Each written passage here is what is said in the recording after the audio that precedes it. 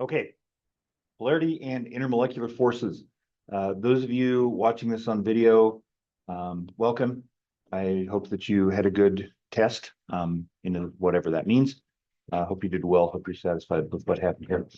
We're going to introduce kind of the last idea for this unit, intermolecular forces. Um, there's several slides before that we're just going to go through very quickly because you've seen all of this. Might serve as a review. So we saw this picture. We asked the question if the two of them buy a combined meal and they eat different amounts, are they still sharing? We concluded yes, they are. We said that electrons will do the same thing. In a covalent bond, you can have unequal sharing. One atom will pull on the electrons harder than the other if it's not, two of the same atom. That's a polar covalent bond. There is this symbol over here, the sort of squiggly thing with the plus, represents an end that's partially positive and partially negative. This is all based on electronegativity. Electronegativity is an atom's ability to attract electrons in a bond. Atoms have different electronegativity numbers, and that'll tell you which one is winning, basically. A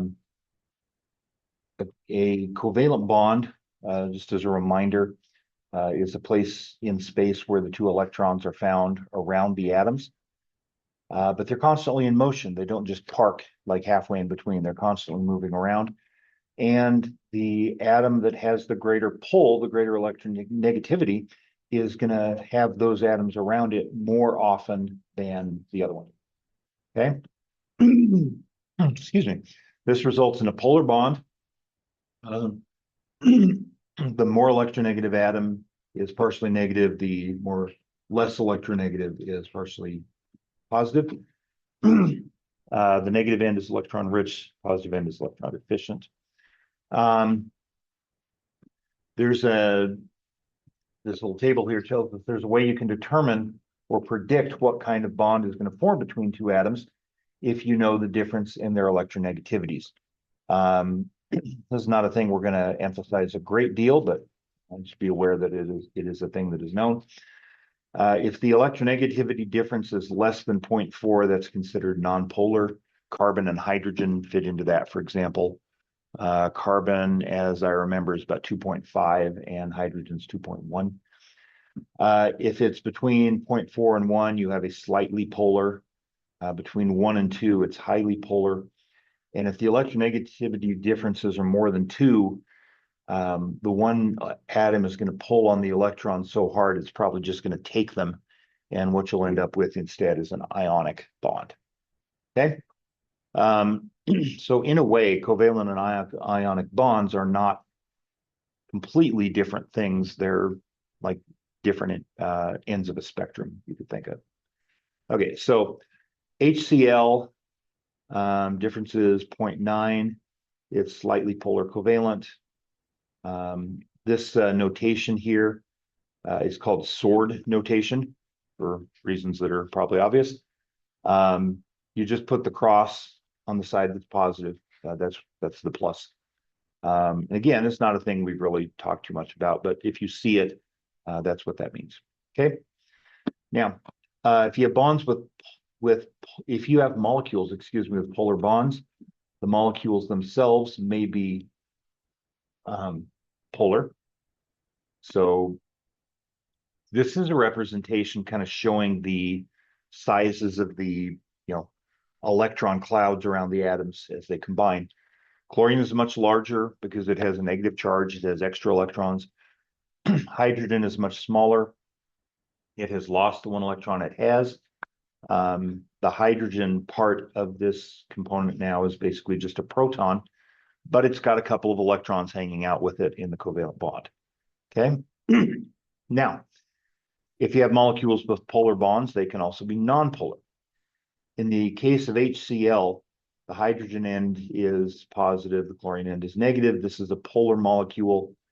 Carbon dioxide, on the other hand, and we talked about this one specifically, it has two polar bonds, but they point in exactly opposite directions. So the overall effect is that it is nonpolar. Okay. So what determines the polarity of a molecule is symmetry. Okay. Symmetrical molecules are nonpolar, asymmetrical are polar. And our definition, we said that symmetrical means it's the same every direction from the center. That's the simple description of it. Okay. So to determine polarity, you have to know which Vesper shape it is. That tells you how many directions are involved. If everything is the same in every direction, then it's symmetrical and nonpolar. If anything is different, then it's polar. Okay, just a second. Okay, so here are two fairly common substances, both here on Earth and throughout the universe. Methane, CH4, and ammonia, NH3, and we've drawn electron dot structures and Vesper structures for these. Methane is symmetrical because it has 4 electron groups. It has 4 things attached to the center, and all of them are hydrogen. Ammonia, you'll see, has a very similar shape. It's just kind of missing the atom on top. Ammonia has 3 hydrogen atoms attached to it, but it also has a lone pair, kind of like the thing that we did for our starter today, the arsenic trifluoride. That lone pair takes up space too, so you have to account for that when you're determining the shape. Ammonia is tetrahedral in shape. It's got 4 electron groups, 3 of them are bonds, and then the last one's a lone pair. And so in this case, ammonia, you look at it and you've got 3 things that are the same and one that's not. That is a polar molecule. Okay. And you can only really make this determination if you know what the Vesper shape is. Okay. You can't do it from the formula. You can't do it from the dot structure. You need the 3-dimensional structure to actually look at it and figure out what you're looking at. Okay. So determining the polarity of a molecule. Start with the correct electron dot structure, including and beginning with the electron count. Use this to draw the right Vesper structure. Determine whether that structure is symmetrical or not. Okay.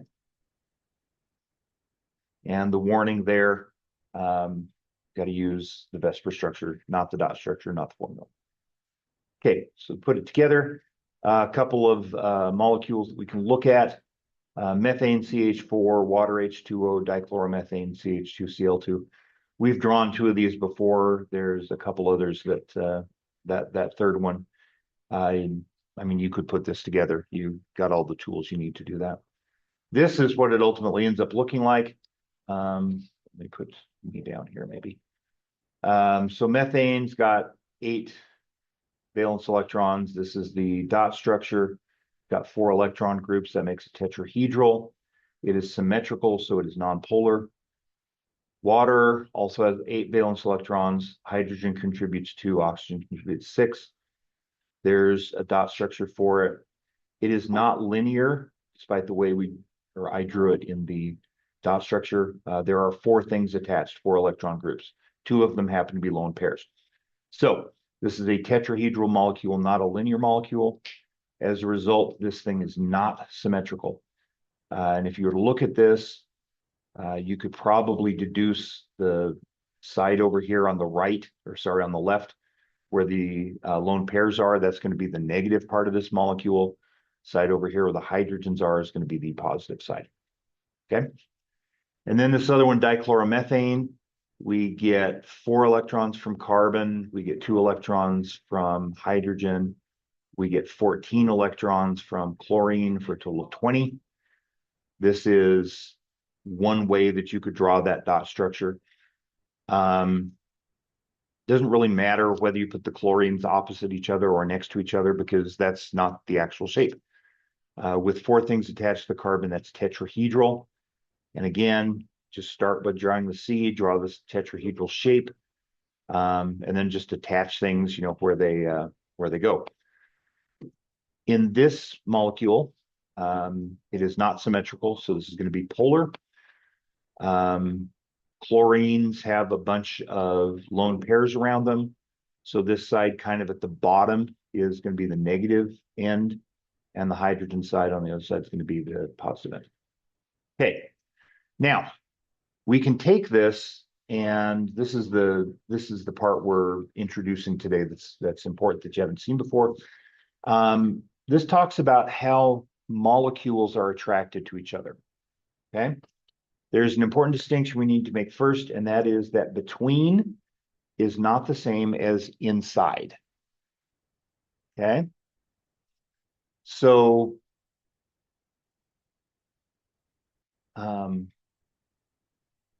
we are not talking about covalent bonds that hold a molecule together. We're talking about a different kind of attraction that brings molecules close to each other or holds them close to each other. Okay, so this is not the internal attractions that make a molecule whole. This is how does this molecule react with the one next to it. Okay, so we're talking about attractions between molecules. Okay, that's basically what that all says. Okay. So these are called intermolecular forces, or IMFs for short, because that's a lot to write out. Inter means between. Okay. For example, leave the building and travel north for a couple of miles, and you can get on Interstate 80. It's called the interstate because it goes between different states. It goes between California, Nevada, Utah, Colorado, Kansas, so on. Actually, no, Interstate 80 goes through Wyoming, not Colorado. Anyway, if it stopped at the state line, it wouldn't be an interstate. It would be what's called an intra-state, which is not a thing. Okay, so intermolecular forces are forces between molecules. They are much weaker than ionic, covalent, or metallic bonds. I don't know if this is the exact number. It comes from deeply dredged up in my memory. I want to say that the strongest of these attractions are still only maybe a tenth as strong as like a covalent bond. So these are weaker, but they are significant enough that they will keep molecules with each other to some extent. Okay, there are 3 of these. I'm going to give you the names. I'm going to describe briefly how they work, give examples of them.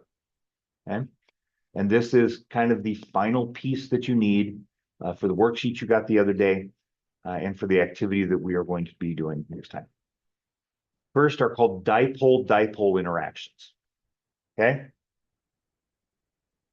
reasonable question, what is a dipole? Well, it's pretty much what the name implies. It's 2 poles, like a magnet or like the planet Earth. In this case, a dipole for a molecule is a positive end and a negative end. Okay, so that's one, dipole-dipole interactions. The second is called dispersion forces, also known as van der Waals forces. It's spelled V-A-N-D-E-R capital W-A-A-L-S, van der Waals. That's just the name of the guy. But it's the same thing, dispersion forces. And then the third one is something called hydrogen bonding. I hate this name. The name implies that it is something like a covalent bond or an ionic bond or metallic bond. It isn't. It's not that strong, and it doesn't operate the same way. It doesn't hold atoms together. It holds groups of atoms together, just like the other 2 do. Okay, so we're going to look at each of these individually. but these are the three types of intermolecular forces. And these help explain properties of molecules and substances. For example, on our periodic table, we've got the halogens group, group 17, fluorine, chlorine, bromine, iodine, and then if we cared, astatine. Fluorine and chlorine are both gases. Bromine is a liquid, and iodine is a solid. That's actually explained by what we're going to see here. Okay. So, first of all, dipole-dipole interactions. Here's an example, just an illustration of kind of how this works. Using HCl that we saw earlier. The H is partially positive, the Cl is partially negative. And so that series of red lines there represents an attraction between the positive end of one hydrogen and, or sorry, an attraction between the hydrogen positive end of one molecule and the chlorine negative end of the other. Okay. It just means if you have a polar molecule, they tend to align themselves in such a way that the positive side of one will try to get close to the negative side of another. Okay. This helps keep the molecules more strongly attracted to each other.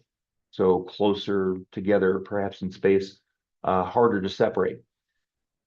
Part of what this will affect is melting points, boiling points, that kind of thing. Okay. So polar molecules have a permanent dipole. In other words, that hydrogen is always the positive end, chlorine is always the negative end. And this is the most common kind of intermolecular force. Okay.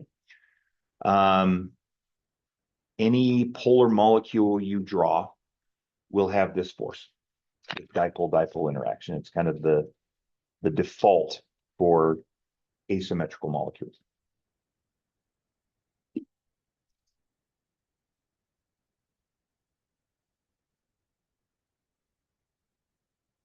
Okay, the other two intermolecular forces are or can be considered special cases of this. In every case, it's all basically the same idea. Positive ends of one molecule, negative ends of another. The other two are just a little bit trickier in how they work, the exact specifics behind it. Okay. So, what about molecules that are nonpolar? What about molecules that are symmetrical and do not have a positive end or a negative end, like carbon dioxide that we saw earlier, or methane that we saw earlier? Those are the same in every direction. What about those? Okay.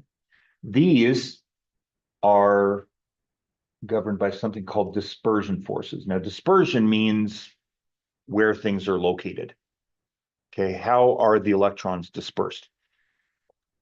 And for this to make sense, you have to understand or remember, that the electrons in a bond are not stationary.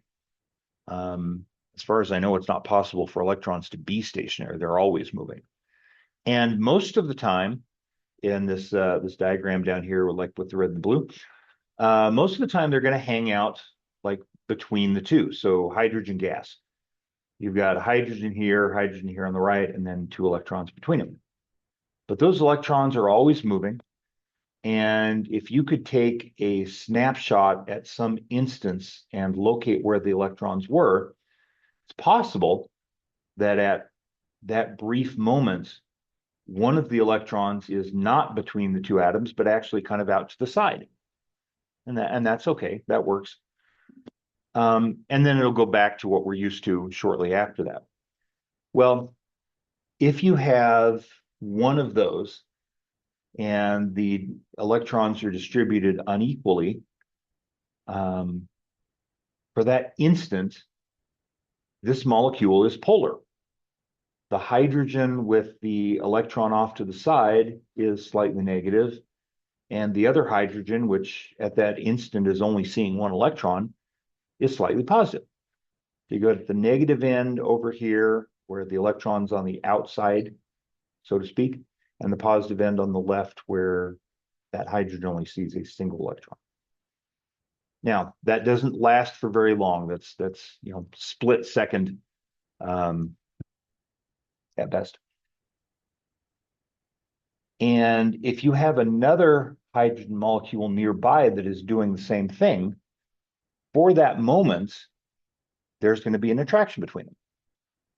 So it's kind of like dipole-dipole, except that it's temporary. It doesn't last for very long. Okay?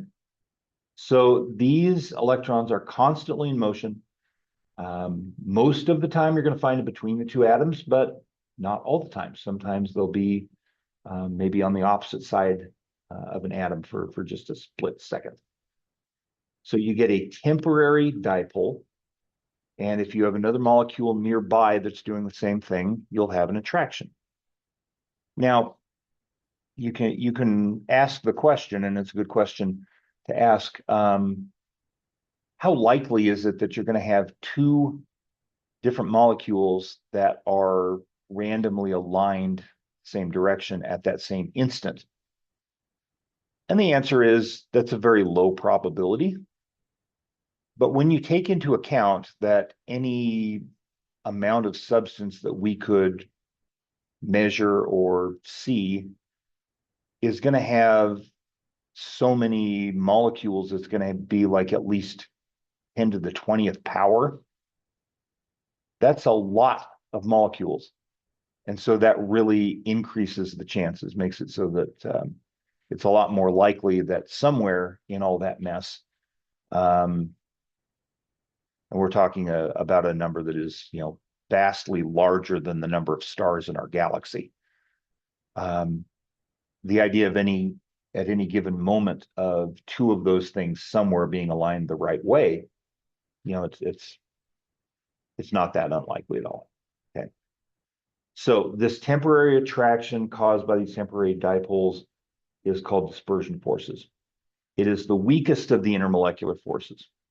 Now, all molecules have intermolecular forces, but the only ones where that force is important is the nonpolar molecules. If a molecule is polar, yes, it still has this dispersion, but the permanent dipole is much more powerful, and so the dipole-dipole interaction is more important. Dispersion forces will exist in polar molecules, but they're so weak that we just don't care. Okay, that's basically where that is. All right, so we've talked about the most common intermolecular force, the dipole-dipole interaction. We've now talked about the weakest of these intermolecular forces, dispersion forces. And these are present in all molecules, but they're only important in the nonpolar molecules, in symmetrical molecules. The movement of electrons can make a symmetrical molecule temporarily asymmetrical in terms of where the electrons are. Now, another thing to keep in mind with dispersion forces, the more electrons you have in play, the stronger this effect will be. I was talking about the halogens a minute ago. This is why the halogens are the way they are. Chlorine and fluorine have very few electrons. Those are gases. Bromine has a lot more electrons. This dispersion force is stronger because of that. And so at normal conditions, it's a liquid. And iodine has many more electrons, and it exists as a solid. Okay. The last one, hydrogen bonding. Okay. It is not a bond like ionic or covalent bonding. We made that point earlier. I hate that it's called this, but they didn't ask me. A hydrogen bond is an attraction between an electron on one atom and a lone pair on a really electronegative atom on another. In practical terms, for hydrogen bonding to work, you have to have a hydrogen atom bonded directly to nitrogen, oxygen, or fluorine.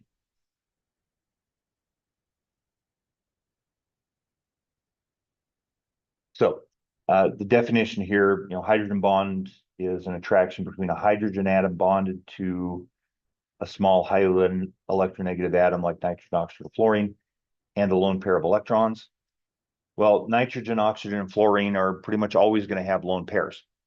So this interaction is pretty much guaranteed if you have hydrogen attached to one of those three things. This is the strongest of the intermolecular forces, but it is also the rarest. This one requires that specific atoms not just be in the molecule, but actually be attached to each other. If you have a molecule, for example, that has hydrogen and oxygen, but there's a carbon in between them, then this doesn't work. The hydrogen has to be bonded directly to nitrogen, oxygen, or fluorine. And just knowing that a molecule has those two atoms in it does not necessarily mean that they're attached to each other, which is why you have to have the dot structure first to figure out what the bonding is. Okay? So the most important of the hydrogen bonded compounds is water. Hydrogen bonding is responsible for pretty much all of water's unique properties. The fact that it expands when it freezes, which almost nothing else does, it's because as the water molecules slow down, as they're losing heat energy, reducing in temperature, these hydrogen bonds line them up in a lattice structure. And that lattice structure actually takes up more space than water molecules just floating around freely in a liquid. Okay. The implications of water expanding when it freezes are not really the topic of today's conversation, but there are many implications and they're very important. Okay.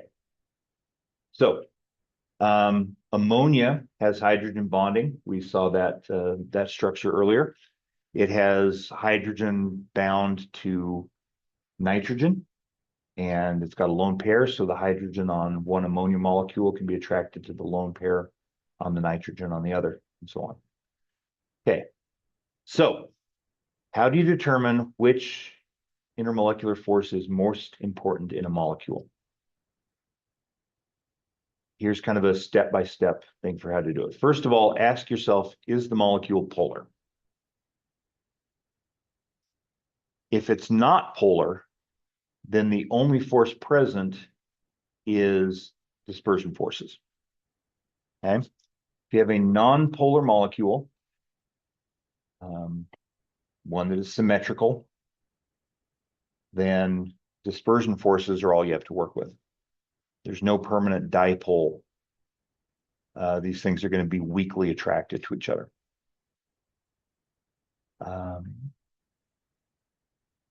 Now, if the molecule is polar, then you ask us a follow-up question. Does the molecule have hydrogen bonded to nitrogen, oxygen, or fluorine?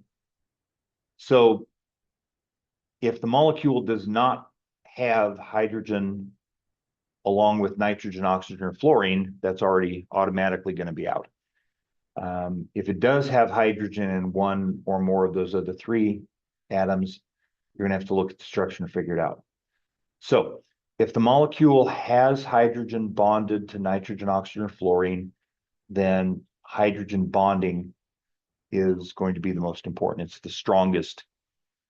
Where hydrogen bonding can happen, it will happen. That's the strongest interaction. If the molecule is polar but does not have hydrogen bonded to nitrogen, oxygen, or fluorine, then it's dipole-dipole. And this is, as we said earlier, this is the most likely outcome. This is the most, this is the most common intermolecular force. Okay. Please note that the strongest intermolecular force in a molecule is what will govern what happens. Okay. Water, for example, has dispersion forces because every molecule does. But honestly, we don't really care. The dipole-dipole interaction of water is so much stronger, and then the hydrogen bonding is stronger still. contribution of dispersion forces are, it's minuscule, it's insignificant. So hydrogen bonding is stronger than dipole-dipole, which in turn is stronger than dispersion forces. And whatever you have to work with, the strongest one that is there wins. Now, to determine the correct intermolecular force, you have to know polarity, and that requires that you have the right VSEPR structure. And of course, to have the right VSEPR structure, you have to start with the right electron dot structure, including the correct electron count. Okay. So let's go back and look at the three molecules that we had drawn earlier, methane, water, and dichloromethane, and see if we can figure out the most important intermolecular force. So methane CH4, we determined earlier that that's a nonpolar molecule. So the only thing it has is dispersion forces. So that's kind of a default.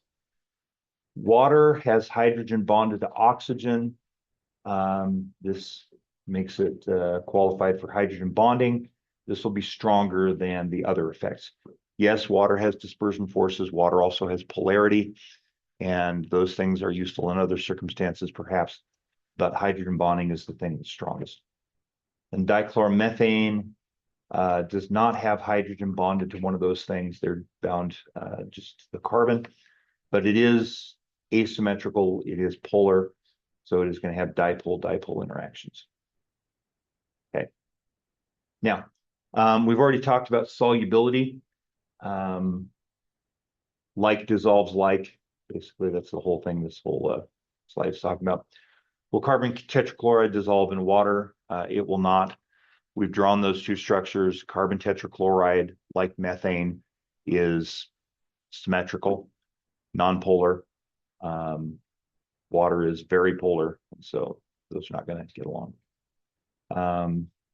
There's a strict description of how all that works. Okay. We've talked about network covalent structures. Okay. And then for practice, here's a couple of questions that you could look at. Identify the most important intermolecular force for each of these molecules. So formaldehyde, ozone, methanol, perchlorate ion, xenon tetrafluoride. You can draw dot structures for all of those. Based on the dot structures, you can determine the number of electron groups, figure out what the VSEPR shape is, draw the VSEPR shape, and then determine polarity. One of these 5 molecules does have hydrogen bonding. And kind of go from there. Then second, the question, would borane BH3 dissolve in ammonia NH3? Explain. And again, you'd have to determine the polarity of each, see if they match. Okay, and that pretty much takes care of that. Okay, so that is intermolecular forces.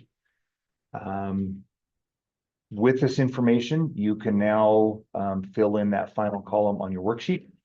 When we are together on Tuesday, we're going to do an activity where you'll look at some of these molecules and you'll actually build models of them and be able to see, hopefully, that they work based on their structure.